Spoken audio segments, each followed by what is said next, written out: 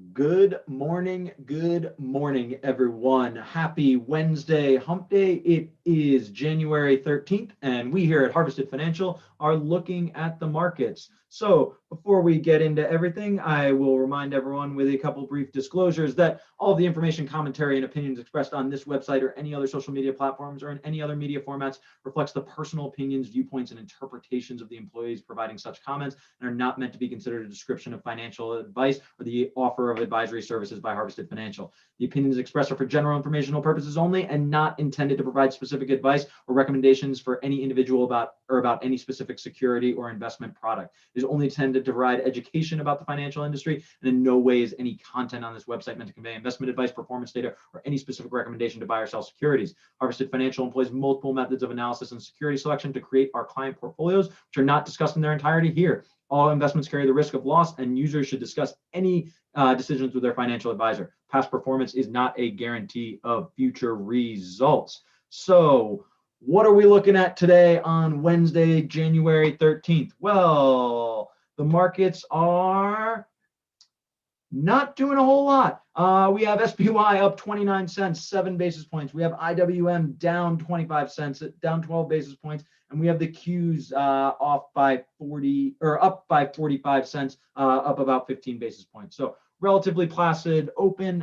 We didn't see much action in the futures overnight. So nothing big going on, but we are continuing to talk about buy rates and how interesting they can be for your portfolio. So yesterday we talked about a really fat buy rate opportunity in Plug Power, but today we're going to go for a little more of the traditional name and see how a buy rate opportunity might look in a name that is slightly lower vol, but potentially might be interesting for many people that are exposed to this name in long-term investors. So popular name out there, Apple, of course. So Apple is trading around $130 a share. And I will pull up my Trade Hawk to show everyone sort of what we're looking at right here. So looking out to February, with Apple trading around $130 a share, it's been centered around this area for a good little bit. We have seen some growth, over time, over the last 5-10 years. Obviously, Apple has absolutely dominated. So,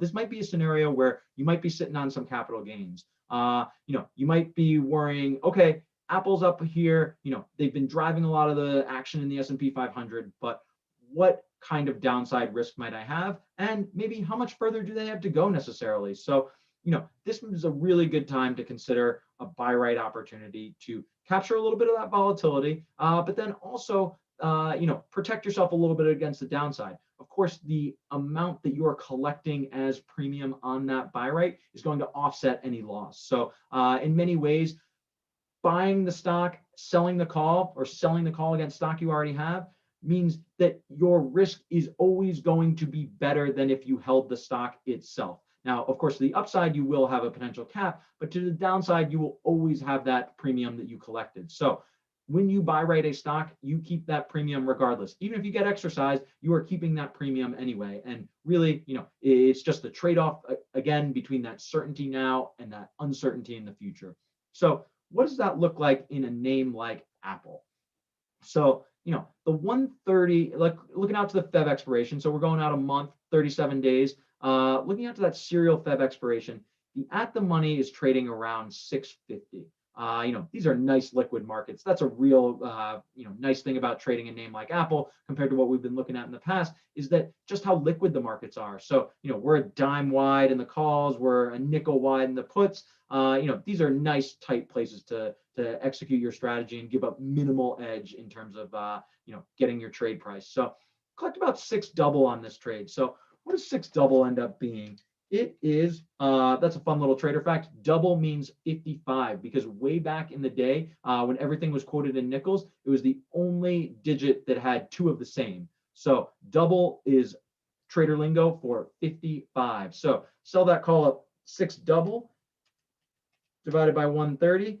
You're collecting a little over 5%. So, that's not bad for a month's work. Of course, there is potential upside. You are giving up 5% or gains of more than 5% on the upside, but you are buffering your downside by that 5%.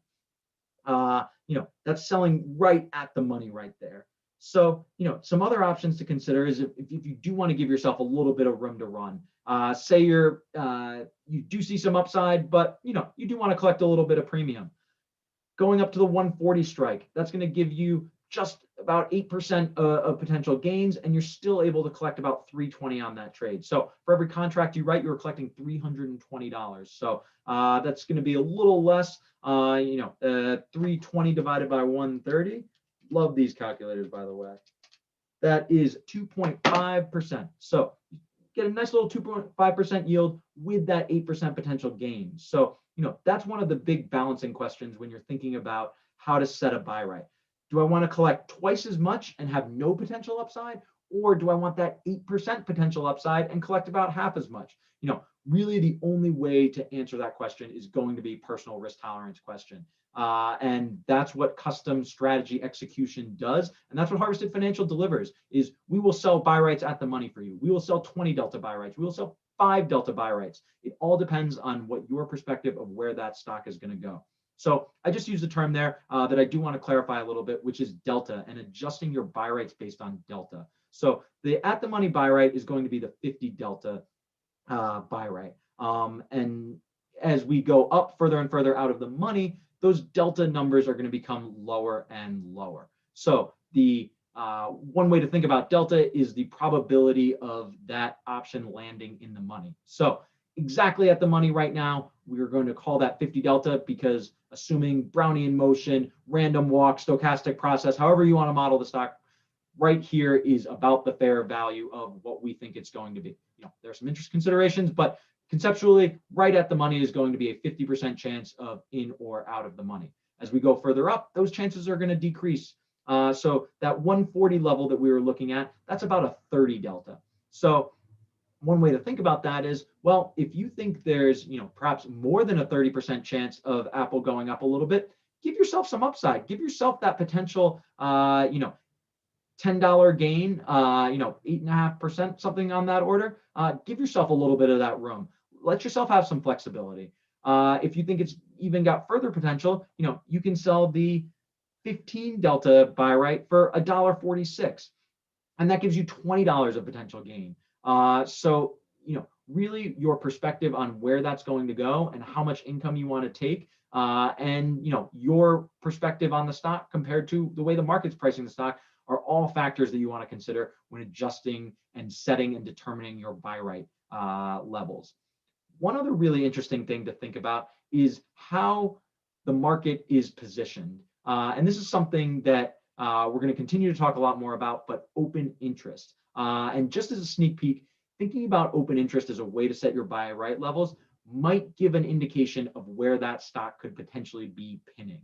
So open interest indicates where dealers are positioned. It indicates where everyone's positioned, really. But often the strikes with the greatest open interest are going to be strikes that the stock is going to have a magnetic attraction to. And that has to do with a lot of hedging, gamma management, but that the larger concentrations of open interest almost act like a vortex and they pull the stock towards it because of that hedging activity, particularly on expiration. So, while it might not give the best indication of where open interest is going to be in 37 days, it's a value that only updates on a daily basis, on an overnight basis, once the OCC matches everything up. But right now we can look at where people are generally positioned. So, using that level as a place to pick your spots might be an interesting buy right strategy. If there is a little bit of that vortex effect, you want the stock to go to your short strike. So if you're selling that 150 strike, your maximum gain on this is if stock goes exactly to 150. And well, above 150, you still have that same gain, but having that draw to that strike is going to be where that option is going to lose all of its value, and where your stock is going to also hit its maximum value. So looking where people are positioned, this 145 strike has between 109,000 and 2,400, 111,000 contracts of open interest. That compares to only 55 on the 140 and about 80 on the 135. The 130 strike does have about 95,000 contracts of open interest. And further down, we're going 125 has about 55,000, and the 120 has about 75,000 contracts. So of all the strikes, the 150 actually just going up one tick only has about 39,000 contracts of open interest. So if we want to look at where we might suspect some of that vortex action to happen, of course, open interest is going to change constantly, and it's not necessarily going to be stable going in, but we do see a lot of activity on that 145 line. So that might be an interesting way to consider that. That option's about 22 delta right now. You collect $2.14 by selling that. So, $2.14 on an annualized basis really comes out to some medium numbers, right? The yield that you can generate with a buy right, even in a name like Apple that's trading around 40 vol, it's not as spectacular as with these, 80 vol products or 140 vol products, but that is a great way to exchange the potential upside